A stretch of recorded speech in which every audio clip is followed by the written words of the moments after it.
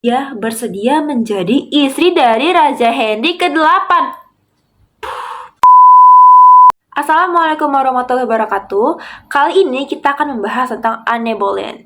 Anne Boleyn itu siapa sih? Anne Boleyn itu permaisuri dari kerajaan Inggris atau istri dari Raja Henry ke-8 pada tahun 1533 sampai 1536.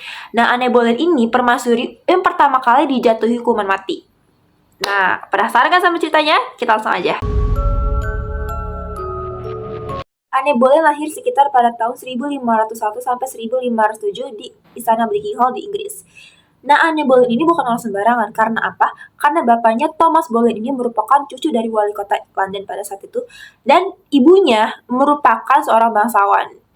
Nah, kenapa dibilang sekitar tahun 1501 sampai 1507? Karena kita tidak tahu pasti kapan si Anne ini lahir. Jadi, ya pokoknya sekitar tahun 1500 sampai 1507 lah ya. Singkat cerita, ayahnya Anne merasa Anne adalah anak yang paling berbakat.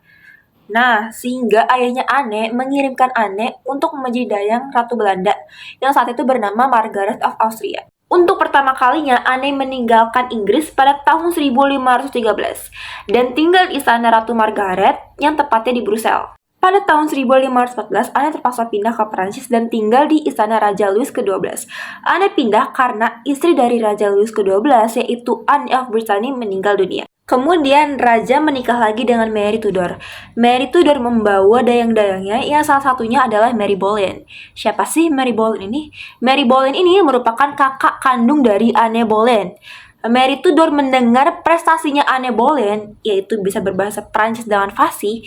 Mary Tudor meminta Anne Boleyn untuk menjadi dayang-dayangnya sekaligus penerjemahnya. Nah, di sana tersebut, Mary Boleyn bertemu dengan Anne Boleyn. Karena pernikahan Mary Tudor dan Raja Louis ke-12 itu tidak berlangsung lama, hanya bertahan 3 bulan, tepatnya pada tahun 1515, Raja Louis ke-12 meninggal dunia. Nah, karena suaminya meninggal dunia ini, Mary Tudor inginlah pulang ke kampung halamannya ya di Inggris. Mary Tudor pulang ke Inggris bersama dayang-dayangnya. Tetapi Anne dan Mary tidak ikut pulang ke Inggris. Karena apa? Karena mereka tidak diperbolehkan pulang ke Inggris sama ayahnya. Ayahnya ingin Mary dan Anne tuh belajar lebih banyak gitu loh di Perancis. Akhirnya Mary dan Anne menjadi dayang-dayang di istana Ratu Claude. Ratu Claude ini siapa sih? Ratu Claude ini tuh anak dari Raja Louis ke-12. Namun sayangnya, kelakuan Mary Boleyn selama di Prancis ini gak bener cuy. Dia bahkan seringkali ketahuan menjadi selingkuhannya para bangsawan-bangsawan di sana. Salah satunya menjadi selingkuhannya Raja Francis I. Karena kelakuan si Mary Boleyn yang kurang baik ini, dia bahkan dijuluki sebagai The English Mare oleh para masyarakat di sana. Karena reputasi Mary Boleyn yang gak baik ini dan didengar oleh ayahnya, akhirnya si Mary sama si Anne ini diminta untuk balik lagi ke Inggris pada tahun 1521. Nah, sudah sampai di Inggris, si Mary itu dinikahkan dengan William Carey untuk menutupi aib keluarganya yang sudah tersebar di luar sana. Namun beberapa bulan kemudian, tepatnya di bulan Februari tahun 1522, Anne sama Mary diminta lagi untuk menjadi dayang-dayang di kerajaan Inggris. Nah, saat itu tuh ratunya tuh Ratu Catherine of Aragon. Dan mereka berdua pun setuju dan menerima tawaran tersebut. Tapi, si Mary ini berulah lagi cuy. Dia menjadi selingkuhannya Raja Henry ke-8. Raja Henry ke-8 ini siapa? Raja Henry ke-8 ini itu suami majikannya, yang berarti suami dari Ratu Catherine of Aragon. Cuman beda nih, adik sama kakak. Adiknya beda banget si Anne ini. Anne itu sebaliknya. Anne memiliki standar khusus untuk siapa nanti yang akan menjadi pendampingnya. Pada saat itu, Anne dikabarkan dekat dengan Henry Percy. Henry Percy ini seorang pangeran pewaris tahta Earldom of Northumberland. Akan tetapi, tidak disetujui oleh Raja Henry ke-8 karena dianggap keluarga Anne tidak sederajat. Nah, Anne kembali dikabarkan dekat dengan Thomas Wyatt. Cuman tidak jadi karena Thomas itu sudah mempunyai istri ternyata. Kemudian nasibnya Anne berubah menjadi dari pelayan menjadi permaisuri. Tapi tahu nggak gitu-gitu si Anne menjadi incaran para bangsawan loh. Bahkan si Raja Henry ke-8 sendiri juga ngincer si Anne. Tapi Anne menolak Raja Henry ke-8 secara terang-terangan. Cuman Anne tarik ulur nih. Jadi si Raja Henry nih makin penasaran gitu sama si Anne. Mungkin si Henry nih bingung ini sama nikahnya si Anne nih. Kok dia narik ulur gue ya? Nah, sampai satu hari si Anne ini bilang dia bersedia menjadi istri dari Raja Henry ke-8. Si Anne meminta Raja Henry ke-8 untuk menceraikan istri sahnya.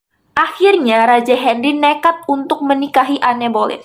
Saking cintanya sama Anne Boleyn, semua permintaan Anne Boleyn itu diturutin. Dari yang pertama, meminta untuk menceraikan istri sahnya. Yang kedua, meminta untuk memisahkan Catherine dari Mary. Catherine ini kan istri sahnya si Henry. Berarti kalau udah cerai berarti mantan istri dong. Nah, Henry sama Catherine ini punya anak namanya Mary. Dan Anne meminta Mary sama Catherine ini dipisahkan. Terus yang ketiga, meminta Mary, anak pertamanya atau anak dari Catherine sama si Henry ini, itu dicoret dari pewaris tahta.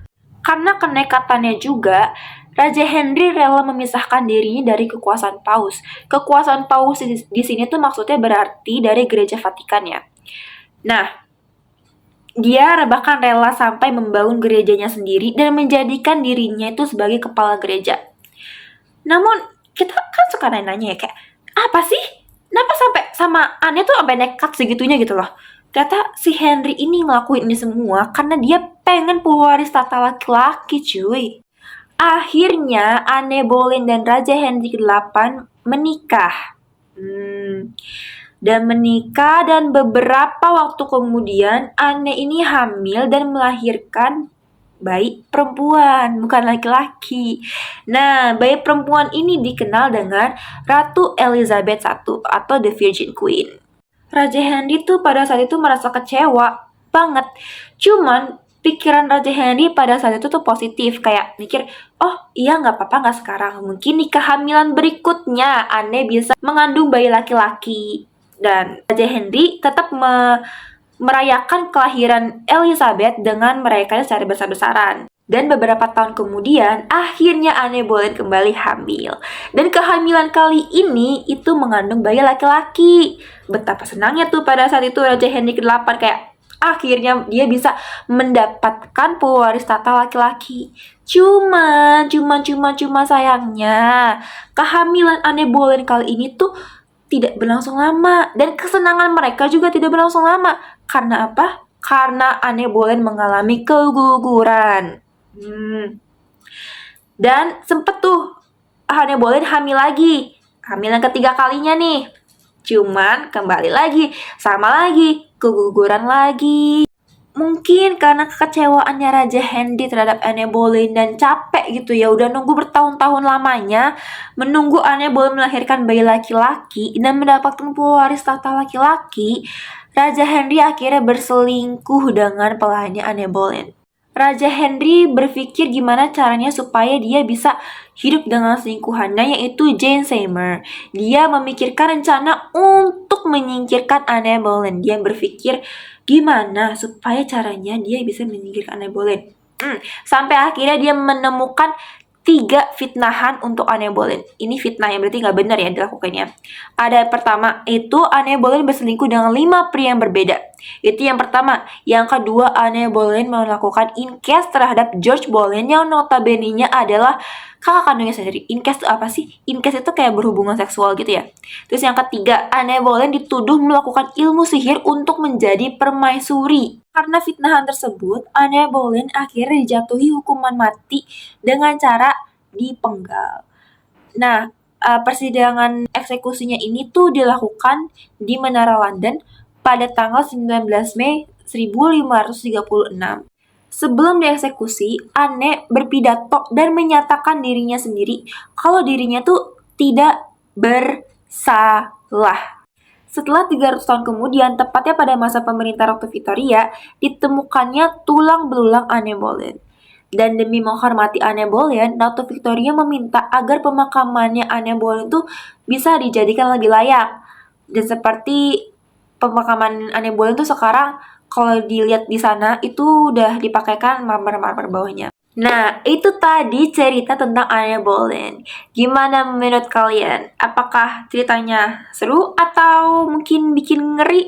Kalau menurutku sih ya, Anne Boleyn ini istilahnya tuh kayak kena azab atas perbuatannya sendiri gitu. Apa yang dia tanam, ya apa yang didapatkan. Gitu. Oke, terima kasih sudah mendengarkan. Wassalamualaikum warahmatullahi wabarakatuh. Bye.